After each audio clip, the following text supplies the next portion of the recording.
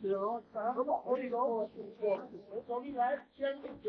was fighting his big boy, a heavyweight boy, and Tank hit that nigga. He hit him so hard that he was on the top of the rope just like this. It allowed Jake Paul's brother to be in there and be able to last with smaller man, a smaller, older, greater fighter who's mostly was concentrating on defense more than just offense. Gervonta Davis has cranked his training intensity to the max, going toe-to-toe with heavyweights in brutal sparring sessions ahead of his clash with Jake Paul. Despite the massive size difference, Davis isn't backing down. He's trading power punches with giants. One session reportedly got so heated that a heavyweight was left visibly stunned after Davis unleashed a thunderous, jaw-rattling shot that shook the entire gym. Oh, no, you're right. But tell people what happened. Yeah, I was about to spar. Before I was about to spar Tank, he was sparring his big boy, A heavyweight boy, and Tank hit that nigga. He hit him so hard that he was on the top of the rope just like this. Once again, Gervonta "Tank" Davis is attracting attention as he dominates heavyweight sparring partners in intense training sessions. Known for his explosive power at lightweight and super lightweight, Davis is proving that size means nothing against his precision and speed. Recent footage shows him landing crisp combinations, slipping counters, and controlling the rhythm effortlessly. Every move reveals his focus on sharpening both power and endurance, key weapons for his upcoming showdown with Jake Paul.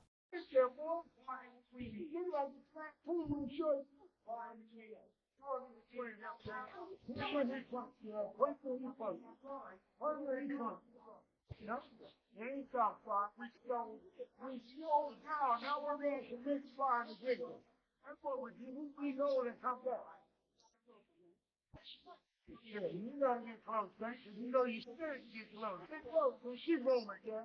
All the way down the road. Come to me, baby. Despite the massive size gap between Gervonta Davis and his sparring partners, Tank keeps testing himself against much heavier opponents. These sessions aren't about brute force, but about mastering precision and control. He's perfecting distance management, tempo control, and his signature explosiveness under pressure. His team explained that this approach helps him sharpen timing and angles to counter Jake Paul's unpredictable style. By facing heavyweights, Davis eliminates the size intimidation factor, showcasing pure discipline, confidence, and preparation for every scenario once the bell rings. Here's a clip of Gervonta "Tank" Davis releasing footage of him training and sparring with a heavyweight ahead of his showdown with YouTube sensation turned professional boxer Jake Paul, that's set to take place November 14th in Atlanta, Georgia at the State Farm Arena. Tank Davis is 5'4", and he weighs in at 135. His last fight, he actually was 133 pounds.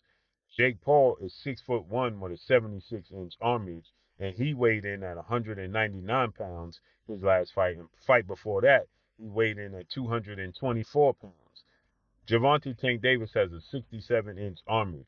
This is why this fight has to be ruled an exhibition and not a real professional boxing match, because no boxing commission would sanction it. Let me know what y'all think about this. As you see, Tank Davis is using and working on movement. Let me know. I'm gone. Former UFC star and fight analyst Chael Sonnen has made it clear that Gervonta "Tank" Davis carries the weight of boxing's credibility in the showdown. Sonnen stated that while Jake Paul has undeniably brought attention to the sport, it's now up to Davis to remind fans what authentic boxing looks like. For Sonnen, this fight is more than entertainment, it's a statement of legacy. Davis aims to prove that true skill, precision, and years of experience outweigh social media fame. Sonnen confidently declared that Tank's mission is to shut down the circus surrounding Jake's career by letting his fists deliver the truth. A knockout wouldn't just be a win, it would be a powerful reminder of what elite boxing really stands for. Which is to let anybody know that's listening that it doesn't make any difference. Boxing is a real sport. My skills versus your skills, of which I am an abundance of and of which you have none of. My life's commitment and dedication versus a second or third or fourth thought in the world of priority on your list. And I used to believe those things. Now, I go back far enough in MMA that I've had my eyes open a number of times.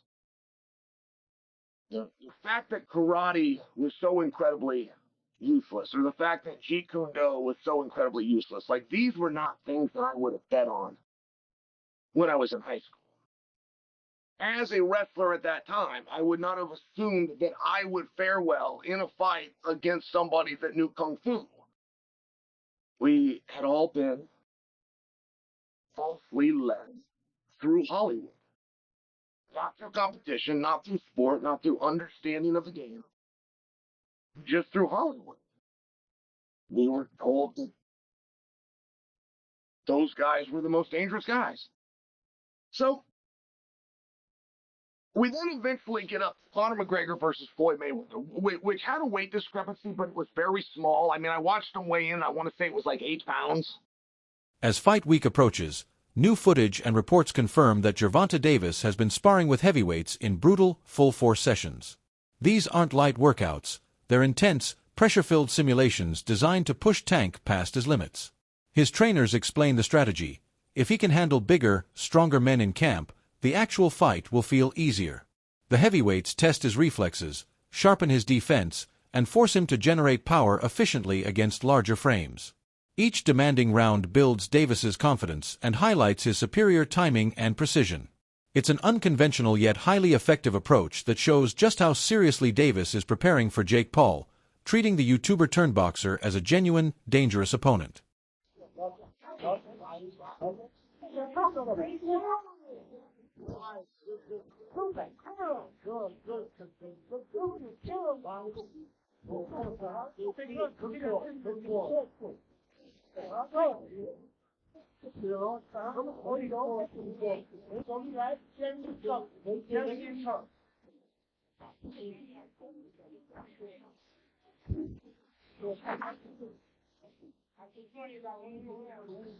Renowned boxing trainer Teddy Atlas has praised Gervonta "Tank" Davis as one of the most powerful and technically gifted fighters in boxing today. Addressing talk of Jake Paul's size advantage, Atlas dismissed it, saying it won't matter once the bell rings. He emphasized that Davis's experience against elite opponents gives him a massive edge Jake simply can't match. Tank has faced every style: counterpunchers, pressure fighters, taller foes, and slick technicians. In contrast, Jake's resume lacks true boxing veterans. Atlas added that those wondering, what if Jake lands one big shot, are missing the point. Davis's composure and adaptability under pressure, Atlas explained, are what separate real fighters from entertainers chasing spectacle. Do have one guy who, yeah, he's smaller, but he's a top fighter. He can punch, and he's fighting a guy who's not a top pro fighter, who's bigger. What if he hits him on the chin? What if he hits him on the chin? It'll wind up selling, and that's what'll wind up selling it. The what if? What if Tank makes him do a cha-cha? He hits him on the chin, and Jake Paul, we're going to find out if he can dance. Whoa, whoa, whoa, whoa. You know, do the cha-cha. That's what's going to sell it. And you can't argue that what if. You can't. I know I get to places that other people won't go and everything else. They just dismiss stuff because it's easier to do that. It's safer to do that. You don't have bows and arrows coming at you from people that argue with you because you did that. But I don't care. I've had bows and arrows my whole life. I don't care. But that's true. That what if? What if this guy who is a real good puncher, who is one of the best fighters in the world right now, what if he hits him? What if he makes a miss and he counters him? Or he jumps up in the air. Jump up in the air. Bang! And he hits him. Sid Terrace. Sid Terrace was a great fighter. No, not the 1700s, but years ago. And Clutch D'Amato told me he loved Sid Terrace. He said, Teddy, he used to jump up in the air and hit you with 3 jabs. I said, whoa, man, Sid Terrace. All right. Anyway, look, I can't finish without saying that it did invoke some memories and thoughts that we've been here before in a different way, where Jake Paul's brother fought Mayweather. That's not forget. And I'm not saying I like that either. I mean, first of all, Mayweather was past his prime. He was already retired. He was older, everything, but he's still the great Mayweather.